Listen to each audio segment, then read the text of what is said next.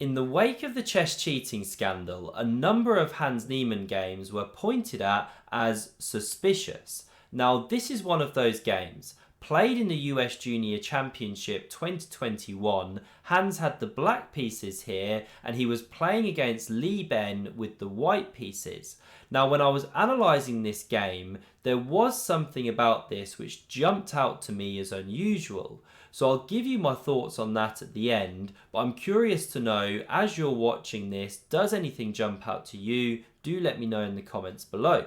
So let's see what happened here. We had d4 on the board, knight f6 from Hans, c4, e6, and now if white goes knight c3, black can go bishop b4, and this is the mainline Nimzo-Indian. Instead though, we had knight to f3, avoiding that one, and if you go d5, we're back in a Queen's Gambit declined. You very often see this at the top level, but Hans goes b6 instead. This is the so-called Queen's Indian defense. And now white played pawn to a3, takes control of b4 to stop the bishop coming there, and prepares knight c3. And now this next move from Hans takes some explaining. So he goes bishop to a6 and then back to b7. Now, if you go bishop to b7 immediately, which is perfectly playable, the more popular move, well then white carries on with knight to c3, and here black goes pawn to d5 as the main move, different pawn structure. Because if you go c5, which we see in the game, then d5 can be played, and because the queen's still on d1, supporting that pawn, well after you take, pawn recaptures, you can't win a pawn. Now, why is this relevant? Well, if we run it back here, after bishop to a6, you attack this pawn, and white goes queen c2 to defend. This is the most precise way to defend. And then we see the bishop bouncing back to b7, knight c3, and pawn c5 played. Now, the key difference here is that white can no longer kick on with pawn to d5, because then you can capture, pawn takes, and you actually win that pawn. So this is the subtle cat and mouse game going on in the opening. And by the way, if you want to learn more about this Queen's Indian opening, or any opening for that matter, then do check out the link in the description below. It's an affiliate link to Chessable, where you can get these courses on openings, middle games, end games. There's a massive sale right now, 60% off. It's the whole Black Friday, Cyber Monday thing. And if you use that link, it also helps out the channel, which is hugely appreciated. So on with the game here, c5 on the board, e4 now played, Hans now captures on d4, the knight takes back, and now bishop c5. So it picks up a tempo on this knight, which isn't defended. That one drops back to b3, and Hans just carries on with knight to c6, rapid development. So he's letting white pick up the bishop pair if white wants to take. Now, say you did this and attacked the pawn, well, knight d4 is one of the key ideas. It's a recurring theme in the position. Yes, you give the bishop, but you gain a clamp on this one, and e5 can come soon as well to protect that square some more. But we didn't have takes on c5. Bishop f4 was played. Now we had castles. And now again, this is an interesting moment. We see rook to d1 played, but what happens here if you chop that bishop, pawn recaptures, and then land bishop d6, hitting these two? Well, you can jump the knight into d4, the queen moves away, and then you can actually save the rook, because if the bishop takes here, then there's this knight b3 trick. You fork the rook and the bishop. So this is the saving grace for black. Hans knows his stuff. And by the way, if you drop the queen back here, instead of coming to d3, well then this e pawn is weak. This is a problem. It's worth an exchange sack. Won't go too deep. So taking on c5, no good. e5 also no good, because knight g4 comes, but I won't go down that whole rabbit hole. So instead, after castles, rook d1 came, and now there is a threat to take here. Land bishop d6, the rook's left a1. So e5 was now played, kicks this bishop, and now we see pawn h6, putting another question to that bishop. Now both players blitzing out their moves, as you can see here by the clock times. But here we see another blitz move, the bishop dropping back, but it is actually a mistake. White should take there on f6, queen recaptures, and then you can crash through here. There are other moves, but this is one key way to play. Now white simply won a pawn. Why wouldn't you just go for this? Well, after the rook defends the bishop, this rook can then drop back. It could be a tactical target soon. Also, it covers this pawn some more.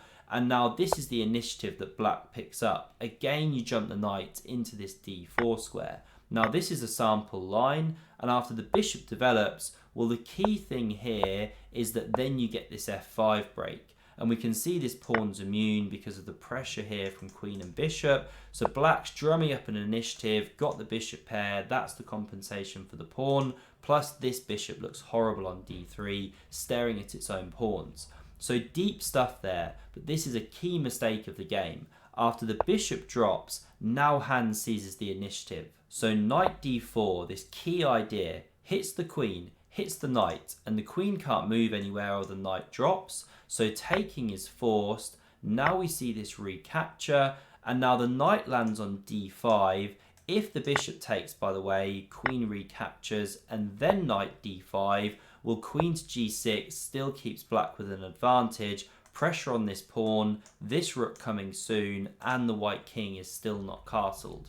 So we didn't see takes on f6, knight d5 was played, and now g5 breaks that pin, the bishop drops back, and can you see the tactical shot for black to take advantage of the white lack in development?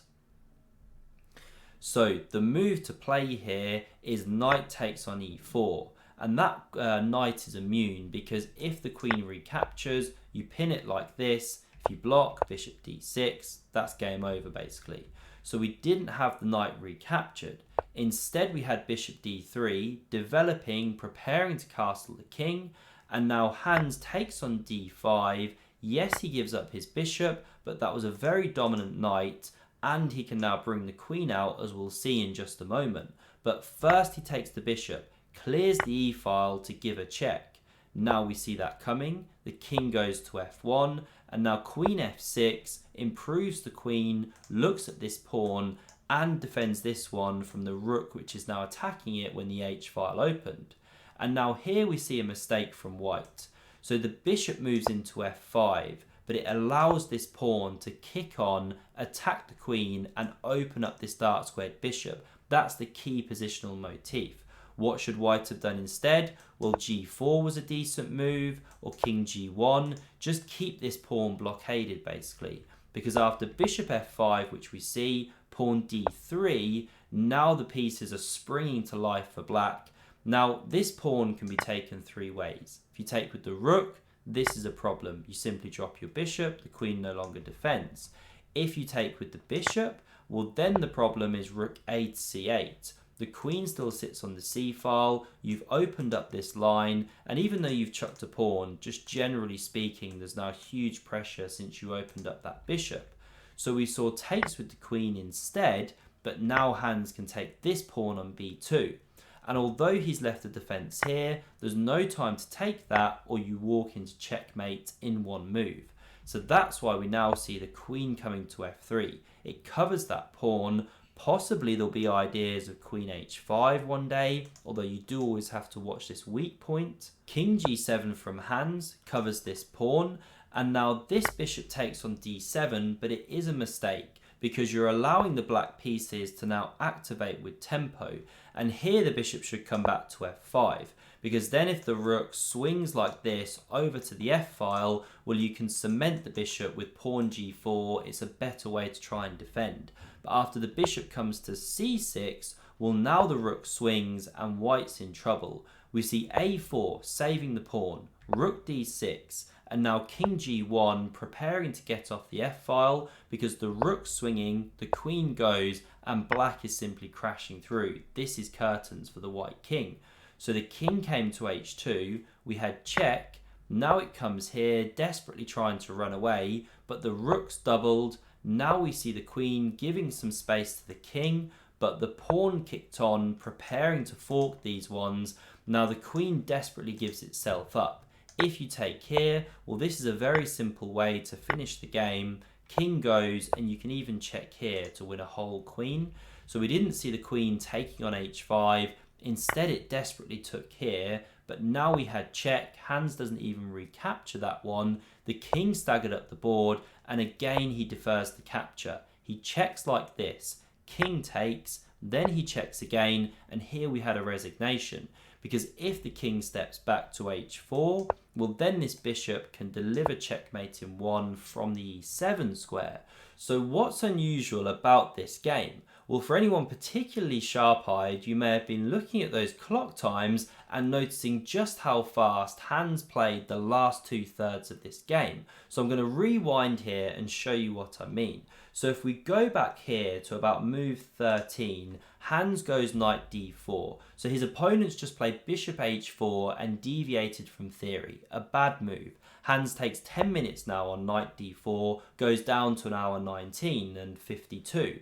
But from here onwards now to move 34, so I'm going to fast forward here to queen g6 check, final move of the game, Hans only uses 3 minutes on his base time here. Now they do get 30 seconds a move, but even so that's incredibly fast to blitz out the moves in a classical game of chess. So what does this speak to? Well, the critics might say, oh, he's being fed moves, he's just blindly following.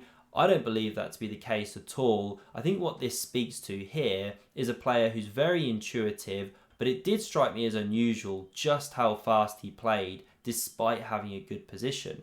So let me know your thoughts in the comments below. And if you want to see another fascinating Hans Niemann game, then check out the video on screen.